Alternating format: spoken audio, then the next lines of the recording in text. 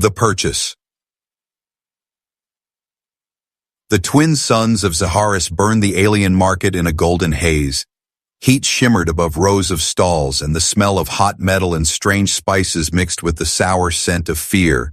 Merchants shouted in dozens of languages, trying to sell everything from glowing fruits to caged alien animals. In one corner of the market, the slave pen sat under a shadow, but the air there felt even heavier. Daniel walked a few steps behind his master, Korath. The alien merchant's long cloak dragged across the dusty ground, its deep red color marking wealth and power. Daniel, a human, kept his eyes low. He had learned long ago not to draw attention in this place. Humans were rare here, and most who saw him assumed he was just another servant owned by one of the alien traders. Korath moved with the casual arrogance of someone who thought the world belonged to him. He wasn't here for spices or animals. He was here for labor, something cheap, something he could break and use. They reached a pen where several alien beings huddled in the shadows. Chains rattled as they shifted, too tired or too scared to look up. Daniel scanned the faces, not expecting to feel anything at all, until he saw her. She was small, thin, and looked younger than most in the pen. Her skin shimmered faintly like moonlight, and her hair fell like threads of silver over her face. She sat apart from the others, her wrists bound by metal cuffs. For a moment she seemed unaware of them. Then she looked up. Daniel's breath caught in his throat. Her eyes were silver too, but not empty like the others. They held something, old, powerful. It was a look he recognized, though he could not say why at first. Then memory struck him like lightning. A hollow poster he had seen years ago, one he was never supposed to see. The poster had shown the missing Princess Alara of the Valari Empire, who vanished to Tyr a palace coup. Her disappearance had nearly thrown the galaxy into war. This girl's face was the same. Daniel forced himself to look away quickly before Korath noticed. The merchant in charge of the pen was speaking now, his voice oily. "She's weak," the alien said, pointing to the girl. "Not worth much. Can't lift more than a small box. You want strong arms? You look over there." Korath ignored him, stepping closer to the girl. He grabbed her chin roughly and turned her face from side to side. "Weak or not," he said, "she's cheap." "She won't last a month," the penkeeper said, trying to push him toward the bigger slaves. Korath smiled thinly. "That's fine. I'm not paying for her to last. I'm paying for obedience." He tossed a small pouch of credits to the penkeeper, who caught it with a greedy grin. A moment later, the girl was shoved toward them, chains clinking. Daniel wanted to speak, to protest, but he bit his tongue. Any word from him would make Korath suspicious, and suspicion was dangerous. As they walked away from the pen, Daniel stole a glance at her. She kept her eyes on the ground now, her shoulders trembling, but when she felt him looking, she shifted her gaze toward him, just for a second. In that single second, he saw the truth again. She was not a slave. She was not weak. She was hiding. They reached Korath's transport, a sleek black skimmer that hummed with quiet power. Daniel helped the girl inside, careful not to touch the raw skin where the cuffs had rubbed her wrists. Once Korath was busy with the controls, Daniel leaned closer. "Don't speak," he whispered in human standard. "Just nod, if you understand me." Her head turned slightly, and she gave the faintest nod. Daniel swallowed hard. "I know who you are." Her eyes widened for just a heartbeat, then her face went still again. She looked away, but her fingers tightened slyly around the edge of the seat, the only sign that his words had reached her. Korath's voice broke the moment. "You," he said to Daniel without looking back, "train the new one. Make her useful, or she'll end up in the mines by the end of the week." "Yes, master," Daniel said quickly, his voice even. The skimmer lifted off, carrying them away from the market. Outside, the twin suns dipped lower toward the jagged horizon, painting the sky in burning colors. Inside, the air was heavy with silence, but Daniel's mind was racing. If anyone discovered her true identity, the bounty hunters would swarm like vultures. The Valari throne was one of the most contested in the galaxy. Whoever controlled the princess controlled an empire. And right now, only one person in the entire city knew where she was. Him. Daniel stared out the window as the city lights began to flicker on below. He had no plan, he had no allies, and his master would kill him without hesitation if he suspected anything. But one thing was certain. He couldn't let her die here. Far behind them, in the shadowed corners of the market, a tall figure in black armor stepped out from an alley. His visor swept across the empty slave pen, scanning. Then he spoke into a communicator, his voice like a growl. "She's here. I can feel it." Silent warnings. The skimmer glided through the narrow streets of Zaharis City, its engines whispering beneath the noise of the alien metropolis. Neon signs flashed in a dozen colors, reflecting off metal walls and casting strange shadows inside the cabin. Daniel sat across from the girl, watching her without looking like he was watching. Korath kept his attention on the controls, muttering to himself about profit margins and deliveries. The girl hadn't spoken since they left the market. Her head stayed lowered, silver hair hiding her face, but Daniel could see her fingers twitching slightly, almost like she was tapping an invisible code on her knees. He recognized the pattern, a human distress signal from old spacefarer days, long before humans were scattered across alien territories. Daniel leaned forward slowly, pretending to check the cargo crates stacked beside her. In a low voice, he said in human standard, "You're not safe here. Not with him." Her silver eyes lifted just a little, just enough to meet his gaze. She didn't nod, didn't smile, but whispered so faintly he almost thought he imagined it. "They're already looking." The words were like ice in his veins. "Who?" he asked quietly. She glanced at Korath, making sure he wasn't listening. "Not just bounty hunters," she breathed. "Soldiers. My uncle's soldiers. If they find me, they'll kill you too." Daniel sat back, trying to keep his face blank. His mind raced. Her uncle, the one rumored to have seized the Valari throne after her disappearance, wasn't just sending hunters for money. This was about keeping her gone forever.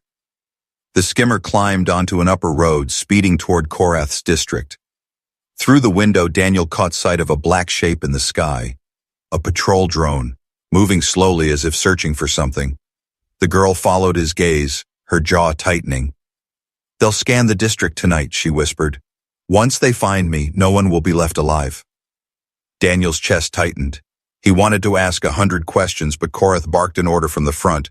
"Daniel, get her inside when we land, and lock her in the storeroom until I decide what to do with her." "Yes, Master," Daniel replied, forcing his voice to stay calm. The skimmer descended into the courtyard of Korath's estate, a tall, spire-like building surrounded by glowing force fences. The moment the doors opened, hot air rushed in, carrying the scent of ozone and distant rain. Daniel stepped out first, scanning the area. No patrols yet, but that wouldn't last. He helped the girl down, keeping his grip light so it looked like control, but felt like care. Her cuff, as rattled with each step. Korath walked ahead, busy unlocking the main door. As they entered, Daniel caught sight of movement on a rooftop across the street, a flash of black armor. His heart pounded. Someone was watching. Inside, the estate was dim and cool, lit by thin beams of white light along the walls. Daniel guided the girl toward the storeroom, as ordered. Once the door closed behind them, the sound of the outside world vanished. The room smelled faintly of metal and stored grain. He turned to her. "You can't stay here," he said quickly. "They'll find you." She looked at him for a long moment, her silver eyes steady now. "Why do you care?" she asked softly. "You don't even know me." Daniel hesitated. "I know enough. You're not just anyone." Her lips curved in the faintest, saddest smile. "Then you know what it will cost you to help me." Before he could answer, a sharp beeping cut through the silence. Daniel froze. It wasn't coming from the storeroom, it was outside, in the hall. Heavy footsteps followed, and then Koratha's voice, low and angry, speaking into a communicator. "You have the credits?" A pause. "Good. She'll be ready by morning." Daniel's blood ran cold. Korath wasn't planning to keep her. He was going to sell her, and given the timing, Daniel knew exactly to whom. The girl's eyes darkened. She had heard it too. If he hands me over, there will be no escape. Daniel's hands clenched into fists. He had a choice: obey Korath and survive, or betray him and protect her, even if it meant his own death. From outside, the sound of engines echoed faintly. Daniel moved to the tiny storeroom window and looked out. 3 black skimmers had landed in the street beyond the fence. Armed figures in dark armor stepped out, moving with the precision of soldiers. One of them lifted his visor, revealing a scarred alien face twisted in a cold smile. Daniel turned back to the girl. "We leave tonight," he said. Her voice was steady, but her eyes shone with something like relief. "Then you'd better move fast, human. Because they're already inside the fence. The chase begins." The estate was quiet in that dangerous way a forest goes silent before a predator strikes. Daniel could hear the faint hum of the force fence outside, but beneath it, there was something else: soft, synchronized footfalls. Trained soldiers. Closing in, the girl stood in the middle of the storeroom, her silver hair catching the pale light. She didn't look afraid, but Daniel could see the tension in her shoulders, the way her gaze kept flicking toward the door. "They're moving in from the east wall," she whispered. "We have minutes. Maybe less." Daniel moved quickly, checking the storeroom for anything useful. His hands landed on a coil of synth rope and a small cutter tool. Not much, but better than nothing. He slung the rope over his shoulder and slipped the cutter into his belt. "Korath will be in the main hall," Daniel said. "He'll slow them down without even knowing it." The girl tilted her head. "Why would you help me, human? You owe me nothing." Daniel didn't answer. If he started explaining, they'd lose time, and he wasn't sure he had the right words anyway. Instead, he crossed to the narrow window at the back of the storeroom and sliced the lock with the cutter. The panel swung open, letting in a blast of warm night air. "Stay close," he said. "Don't speak unless I say."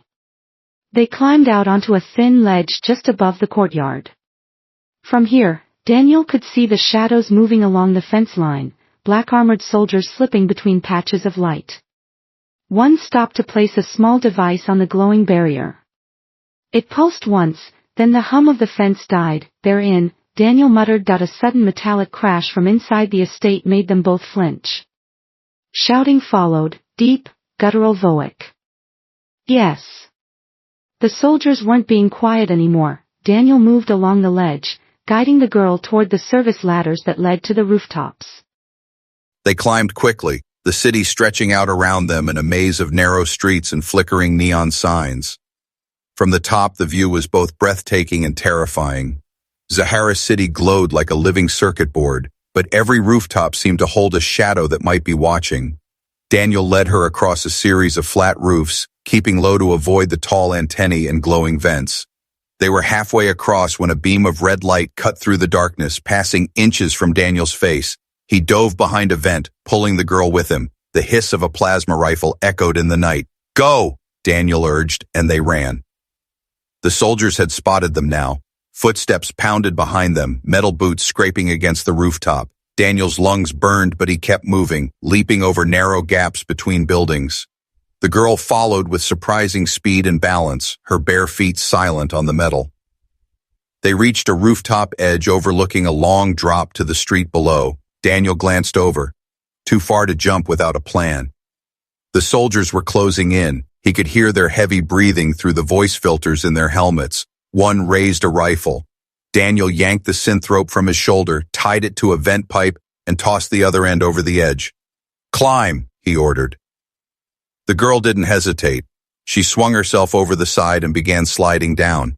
Daniel waited until she was halfway, then followed. The rope burned his hands, but the ground was coming fast, and so was trouble. They landed in a narrow alley choked with steam from nearby vents. Daniel grabbed her hand and pulled her toward the darker end, weaving between piles of crates and old machinery. Behind them, a soldier dropped from the rope with a heavy thud. The alley split in two. Daniel took the left path, heading toward the docks where he knew there were cargo skiffs leaving a yacht. at all hours. But as they rounded a corner, two soldiers stepped out, blocking the way. Their rifles hummed. Daniel skidded to a stop, shoving the girl behind him. His mind raced. There was no way past without taking a hit. Then from the shadows above, a heavy crate dropped, slamming into one of the soldiers and knocking him to the ground. The second turned in surprise, and a wiry figure dropped onto his back, wrenching the rifle away. "Run!" the newcomer shouted. Daniel didn't argue. He grabbed the girl and sprinted down the now clear path. Only when they reached the safety of an abandoned loading bay did Daniel stop to catch his breath. The girl leaned against the wall, watching him with unreadable eyes. "You have friends?" she asked. Daniel shook his head. "Not anymore, but maybe one last ally." The sound of distant sirens cut through the night. Somewhere above, the soldiers were regrouping. "We're not safe yet," Daniel said. "We need to be out of the city before sunrise." The girl looked toward the horizon where the first faint line of dawn was beginning to touch the alien sky. "Then you'd better tell your ally to move fast," she said softly. "Because if my uncle knows we've escaped, he'll send more than soldiers."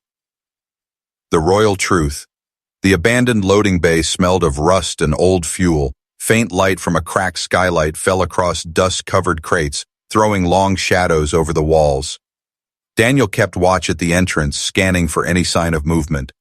The girl stood silently near a broken cargo console, her silver hair glowing faintly in the dimness. She looked calm, but Daniel had learned to see past that. Her hands were curled into fists, and her gaze flicked toward every sound, every shadow. "We need to reach the South Docks," Daniel said. "I know a smuggler there who owes me a favor." Her eyes narrowed slightly. "A smuggler? Can you trust him?" Daniel gave a humorless smile. "Trust is expensive in this city. I'll settle for, won't shoot us on sight." Before she could respond, a soft clicking echoed from the far side of the bay, the sound of armored boots on metal. Daniel raised a hand for silence. A beam of pale light swept across the crates, and a soldier in black armor stepped into view. His visor glowed faintly red. Daniel tensed, ready to fight or run. But then the soldier lifted a hand and pressed two fingers to the side of his helmet. The visor slid back, revealing not a scarred mercenary, but a young Valari man with sharp features and the same silver eyes as the girl. "Your Highness," he said, bowing quickly, "we've been searching for you." Daniel's mind reeled. "Searching for her? You're with her uncle, aren't you?" The man shook his head. "No. We serve the old crown. We are loyal to her, not the usurper." The girl's voice was calm, but her eyes were hard. "Prove it." The man reached into a pouch and pulled out a small metal crest shaped like a silver flame, the royal seal of Valar. He placed it on the crate between them. Daniel had seen pictures of it before. Anyone caught carrying it under the new regime could be executed on the spot. The girl picked it up, turning it over in her fingers. For a moment her expression softened, but then she handed it back. "If you are loyal," she said, "why didn't you approach me sooner?" The man glanced toward Daniel. "We had to be sure the human wasn't a spy." Daniel gave a short laugh. "Glad to know I passed your test." The soldier stepped closer. "We can get you out of the city tonight. There's a safe house beyond the eastern gates, but we have to move before the morning patrols." Daniel hesitated. This could be their chance, or a trap. The girl seemed to sense his thoughts. She stepped closer to him and spoke in a low voice only he could hear. "If they're telling the truth, this is the fastest way to the capital. If they're lying, we'll know soon enough." Daniel's jaw tightened. "And if they're lying, we might not live long enough to do anything about it." Still, there was no time to argue. The soldier motioned for them to follow, leading them through a side door and into a maze of narrow alleys. Two more black-armored figures joined them, moving like shadows. Daniel noticed they kept their weapons holstered, but their hands stayed close to the grips. The group moved quickly, avoiding main streets. The hum of patrol drones passed overhead, their red searchlights scanning the ground. Each time the Valari soldiers froze, pressing against the walls until the drones moved on. They reached the outer market district just as the night began to fade. The smell of baking bread and sizzling street food mixed with the metallic tang of rain on the air. Daniel kept glancing over his shoulder, expecting to see Korath's men or the usurper's soldiers at any moment. Finally, the lead soldier stopped before a heavy steel door marked with faded paint. He knocked 3 times in a strange rhythm. A slot opened, revealing a pair of sharp alien eyes. After a moment, the door creaked open and they slipped inside. The room beyond was lit by a single hanging lamp. Maps covered the walls, and a table in the center held communication equipment and stacks of data chips. The air was tense, the kind of place where plans were made in whispers. The girl walked straight to the table, her voice suddenly carrying the weight of command. "You will take me to Velar," she said, "and you will keep the human safe. Without him, I would still be in chains." The soldiers glanced at each other, then nodded. The lead one spoke. "We leave in 1 hour, but there's something you should know, Your Highness. The usurper has placed a bounty on the human's head, alive." Daniel blinked. "Why alive?" The soldier's voice was grim. "He thinks you know the location of the hidden Velari fleet." Daniel stared at the girl. "What hidden fleet?" Her silver eyes met his, calm but unreadable. "The one my father built for the day our enemies would come." The betrayal. The safe house smelled of cold metal and damp stone. Outside, the first pale glow of morning pressed weakly against the boarded windows. Inside, the Velari soldiers prepared quietly, checking weapons and securing gear. Daniel sat near the far wall, trying to steady his breathing. The girl, the princess, was speaking in low tones with the lead soldier. Her silver eyes flicked toward Daniel every so often, as if making sure he hadn't slipped away. "You still haven't told me why your uncle wants me alive," Daniel said when she came closer. She knelt beside him, her voice calm. "Because you've seen something no one else alive has. The coordinates to the hidden Velari fleet." Daniel frowned. "I don't even remember." "You don't have to," she interrupted. "The fleet's location was locked in your neural signature when you worked as a courier for the Old Crown. You didn't know what you were carrying then, but now he does." Daniel's mind spun. A fleet strong enough to challenge the usurper's rule, hidden inside his own mind? The thought made his stomach turn. Before he could reply, the heavy steel door creaked open. A tall, broad-shouldered man stepped inside, brushing rain from his jacket. His weathered face split into a crooked smile when he saw Daniel. "By the stars," the man said, "I thought I'd never see you again." Daniel stood quickly. "Jarek, you're still breathing." "Barely," Jarek chuckled. "I heard you were in trouble. Figured I'd return a favor." Jarek was a smuggler Daniel had worked with years ago, the kind of man who could sneak a cargo skiff past a war fleet if the credits were right. If anyone could get them off-world unnoticed, it was him. The Velari soldiers didn't seem convinced. The lead one stepped forward. "How do we know you aren't working for the usurper?" Jarek smirked. "If I was, I wouldn't have walked in here alone. That seemed enough for now." Within minutes, Jarek had them moving, leading the group through the narrow back streets toward the south docks. The air smelled of ozone, and the rain-slicked pavement reflected the growing light of dawn. Daniel kept close to the princess, scanning every shadow. The docks were always dangerous, but this morning they felt like a trap waiting to spring. They reached a low, rusted hangar at the edge of the district.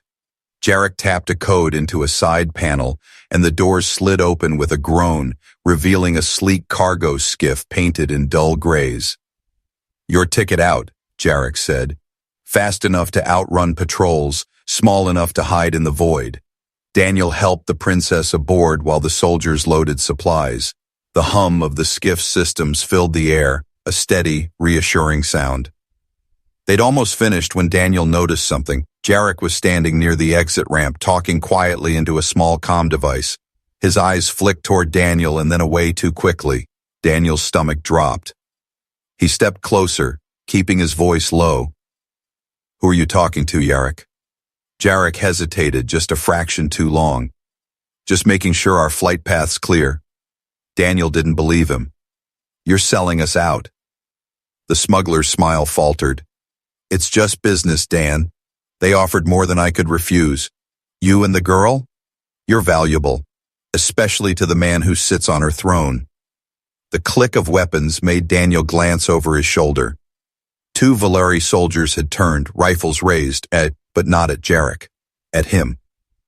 The princess froze halfway up the ramp. "What is this?" The lead soldier stepped forward, his voice cold. "Forgive me, Your Highness. Orders changed. We've been told to deliver the human, alive, to the capital, alone." Daniel's chest tightened. "You're taking me to him." The soldier didn't deny it. "You are the key to the fleet. Once we have you, we can bargain for peace." The princess's voice sharpened, carrying the weight of command. "That's not peace, that's surrender." Her words didn't matter.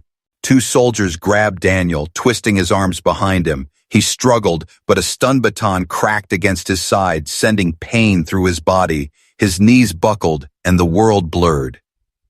Through the haze, he heard her shouting his name. He tried to answer, but his voice wouldn't come. The last thing he saw was Jarek avoiding her gaze as the soldiers dragged him toward a black transport skimmer parked behind the hangar. When Daniel woke, the air was colder, thinner. He was in a metal cell, the hum of engines around him. A single view slit showed the stars rushing past. Across from him, behind another set of bars, a tall, shadowed figure watched in silence.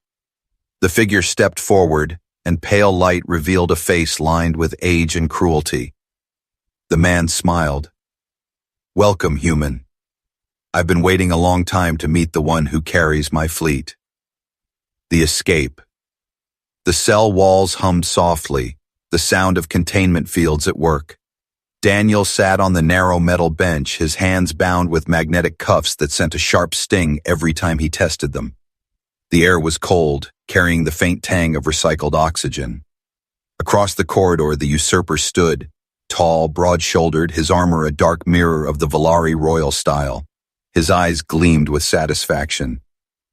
"You've been carrying my inheritance for years," the man said, "and you didn't even know the location of the hidden Valari fleet. Locked in your neural signature. Your mind is the key, human." Daniel said nothing. He kept his gaze low, letting the man think he was beaten. The usurper stepped closer, his boots clicking against the deck. "Once my ships retrieve the fleet, I'll control the galaxy.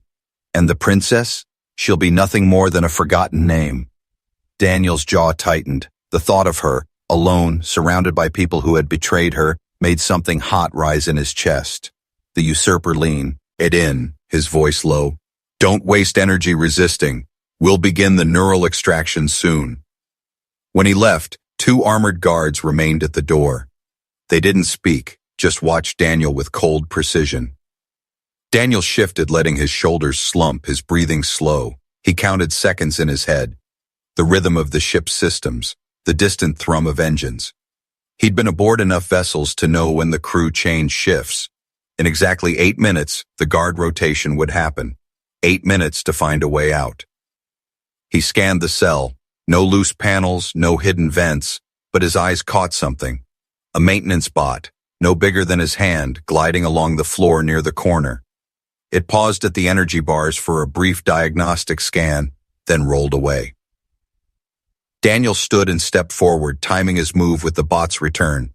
When it came close again, he shifted his cuffed hands just enough to nudge it with his foot.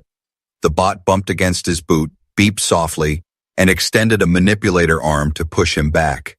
Instead, Daniel twisted his wrists, letting the bot's arm slide between his cuffs. The bot's logic circuits thought it was untangling debris, and in seconds, the magnetic locks clicked open. He kept his hands together to hide it from the guards, waiting. The shift change came like clockwork. 2 new guards stepped in, exchanging brief words with the first pair. In the few seconds when both groups were present, Daniel moved.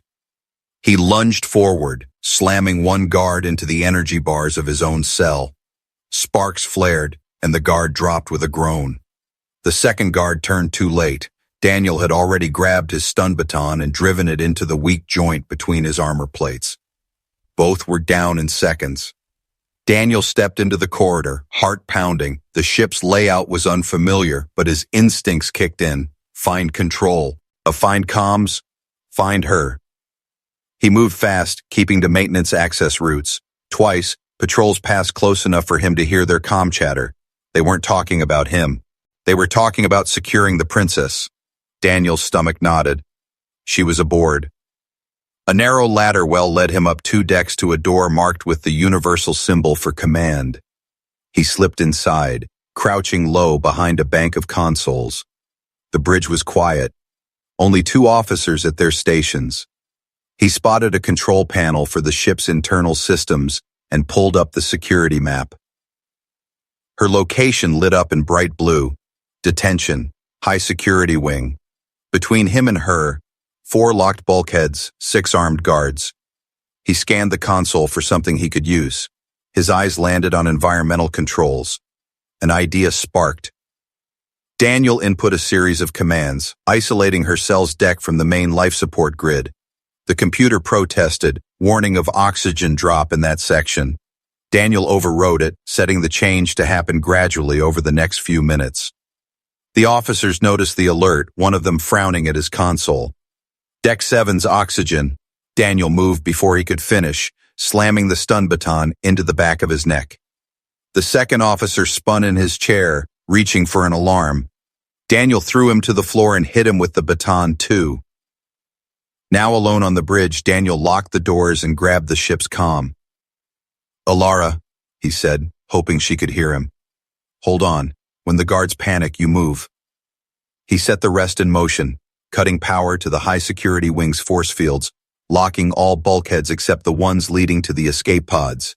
If she could get free, she'd have a path out. The alarms began to howl. From the security feed, Daniel saw the guards at her cell glancing around nervously as the oxygen readings dropped. One of them opened the door to check on her. In a blur, she moved, grabbing his weapon, striking with precise, fluid motions. 2 guards went down in seconds. She stepped into the hall, silver hair whipping as she ran. Daniel smiled grimly. She was coming. He unlocked the bridge door just in time for her to step through, breathing hard, rifle in hand.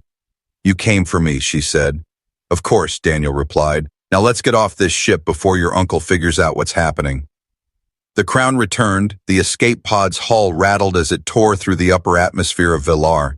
Fire streaked across the curved window, the friction of entry turning the sky into a burning sea. Daniel gripped the side rails, the strain pressing him against the seat. Beside him, the princess sat upright, her silver eyes fixed on the horizon. Beyond the flames, the Villari capital emerged. Towers of crystal and steel, rivers of light winding through the city, and at the heart, the great royal spire. Even from this distance, Daniel could see the banners fluttering high, marked with the crest of the usurper. The pod's engine screamed as it slowed, dropping into the capital's landing district. They touched down hard, the landing gear groaning under the weight. Before the pod had even cooled, they were moving. Daniel with a stolen rifle in hand, the princess walking with the unshakable calm of someone who knew where she belonged. Crowds filled the streets, alien voices rising in confusion as they saw her. Whispers spread like wildfire. The princess, alive. But the royal guard appeared too, rows of black armored soldiers marching to block their way.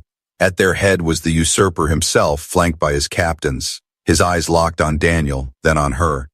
"You should have stayed hidden," the usurper said. "Now I'll take my fleet and your life." The princess stepped forward, her voice carrying over the crowd. "That fleet is not yours, and neither is this throne." The usurper smirked. "And you think this human will save you?" Daniel raised the rifle but said nothing. Instead, he pulled a small device from his belt, a standard Villari data crystal glowing faintly. The usurper's smirk faltered. "You wanted the fleet," Daniel said. "Here's the key." Gasps rippled through the onlookers. The usurper stepped closer, eyes locked on the crystal. Daniel's grip tightened. "But you'll never use it." He slammed the crystal into the comm uplink at the base of the plaza's signal tower. Instantly, the air filled with a deep hum. The sky above shimmered, and then the clouds split. From beyond the atmosphere, shapes emerged. Sleek warships of silver and blue, hundreds of them, gliding in perfect formation. The hidden Villari fleet had arrived. The crowd erupted in shouts and cries of awe. The usurper's face turned pale. "You," he hissed. "You gave them the signal." Daniel stepped back beside the princess. "I told you," he said quietly. "Humans aren't tools." Above, the fleet descended, their presence shaking the air. Dozens of smaller craft broke off, sweeping down to the plaza. Soldiers in gleaming silver armor poured out, their banners bearing the true royal crest. The black-armored usurpers' troops hesitated, then one by one, began lowering their weapons. The usurper drew his blade, roaring in rage, and charged. But the princess didn't move. She let him come within striking distance, and then Daniel stepped in his path. The clash was brutal. The usurper's blade sparked against the rifle's metal frame as Daniel blocked, ducked, and countered. Every movement was desperate, every breath burning his lungs. The usurper was stronger, but Daniel was faster. And more than that, Daniel had something to fight for. With a sudden twist, he locked the usurper's blade against the rifle stock, driving his knee into the man's chest. The usurper staggered back, just far enough for the princess to step forward and strike. Her blade, drawn from the sash at her side, flashed in the morning light. The usurper fell to his knees, weapon clattering to the stone. The crowd fell silent. "You ruled through fear," she said, voice steady. "Da, but Valar remembers its true crown." She turned to the royal guard. "Take him away." The guards obeyed without hesitation. As they dragged him off, the princess stepped to the center of the plaza. All around her, people knelt. Daniel stood beside her, dirt-streaked, weapon still in hand, feeling wildly out of place. She looked at him and smiled faintly. "You could have run. You could have left me, but you stayed." Daniel gave a tired shrug. "Guess I've got a bad habit of doing the right thing at the wrong time." Her silver eyes softened. "No, Daniel. You did the right thing at the only time." High above, the fleet's flagship hovered, its banners unfurling in the wind. The princess lifted her head to the skies, her voice ringing out across the city. "Valar is free." The crowd's roar was like thunder. And though Daniel wasn't Valari, wasn't royalty, and wasn't even supposed to be here, he felt something settle deep in his chest. The unshakable knowledge that he had helped change the fate of a world,